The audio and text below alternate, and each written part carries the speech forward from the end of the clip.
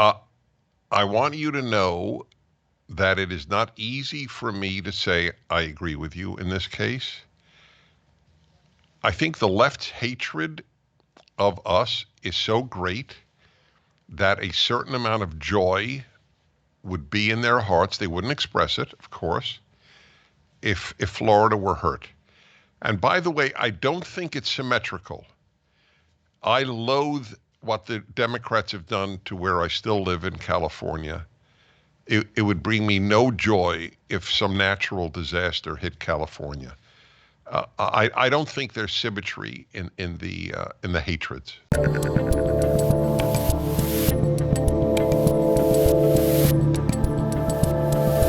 I'm Dave Rubin, and joining me today is the founder of PragerU, as well as the author of the brand new book, The Rational Bible, Deuteronomy, God, Blessings, and Curses. Dennis Prager, welcome back to the Rubin Report. I love being with you. Great to be there. Dennis, I am always happy to talk to you. My first question is, you've written, according to my research, 3,501 books.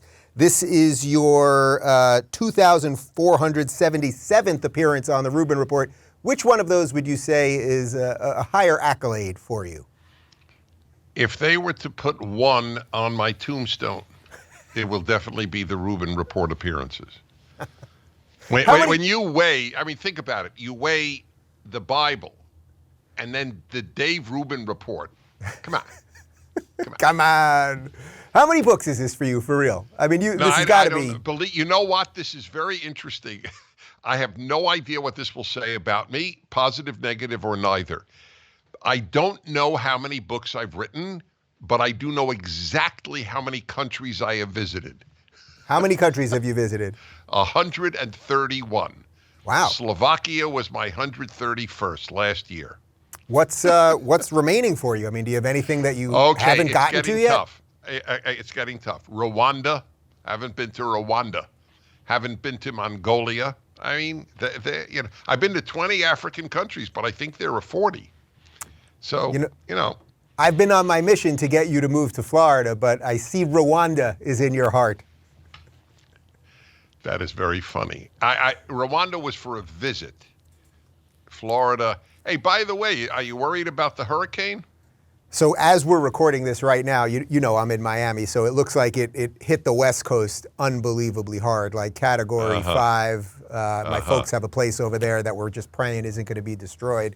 But to bring it to a little bit of the politics, and then we'll get into the book, I mean, DeSantis is doing everything possible, but the media is just waiting. Are you feeling that? Were you talking about that on your radio show this morning? That the media is just waiting for one disaster to really strike so they can say this is the thing, and he's incompetent, and he's evil and awful. And like they would love for destruction, basically, is what I'm saying.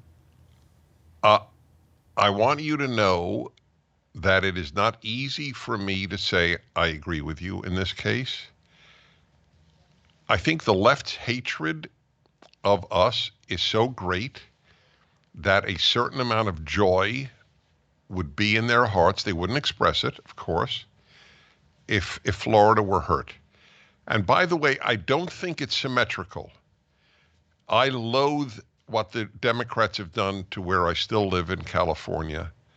It would bring me no joy if some natural disaster hit California. I don't think there's symmetry in the hatreds. Well, that symmetry or that asymmetry, as you put, that's sort of connected to what this book is about, because it's about God and the Bible and goodness and things of that nature. And you know that I'm sort of as I sort of call you, you're my quote unquote rabbi, and we're actually taping this right in between Rosh Hashanah and Yom Kippur. So this is an important week for the Jewish people to reflect on life and all that stuff. And you've reconnected me with a lot of these things. That there's a reason for that asymmetry, I think, that politics is their worldview, while generally speaking, more conservative-leaning people, and I don't mean that purely in a conservative sense politically, but conservative-leaning people have another ideology. So it does make sense, right? I would go further. We have another life. It's so interesting you should mention that.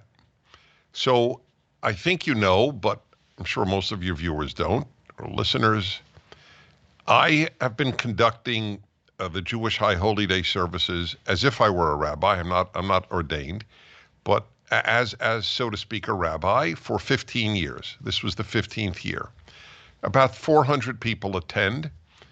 Oh, you've attended, actually. I've been many times. Actually, the first time I was there was about 4 years ago or so. You were giving the sermon, and you were discussing something about same-sex couples, and you referenced David and I being at dinner at our house a few days before. You didn't even know I was there. I did not even know you were there. That's right. But I've been many times, and it's standing room only, and it's wonderful what you do, ordained or not. Yeah, exactly. So I want to comment on your point about the different life. So first, by the way, I just want, for those interested, they can watch my service anytime they want till January 1st, now or anytime, at salemnow.com. Just so they should know that. And the music is incredible, by the way. You get people from the LA Philharmonic and all sorts of stuff. No, it's the whole thing. I explain everything. Non-Jews watch it even more than Jews do, because there are a lot more non-Jews than Jews, but it appeals to everybody. So anyway, I actually noted on my show when I returned from my 2-day break how important it is in my life that I have another life, a life of religion. And when one doesn't have that, and everything is secular, there is a real danger that, and this is the danger of the left, part of it, everything is then politics. Everything. The purpose of your life, the meaning, it's your interest, it's your passion. It's not my interest, it's not my passion.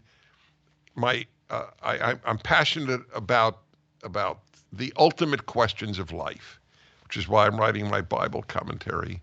Because if people understand the first 5 books, which are by far the most important in all of the Bible, Jesus would have said that as Jesus and as a Jew, which he was, the most important books actually ever written. And you will find this fascinating. I just learned this, sadly, after I'd already completed Deuteronomy. It's the 5th book, but it's my 3rd. I didn't go in order. And you will find this fascinating, as I did.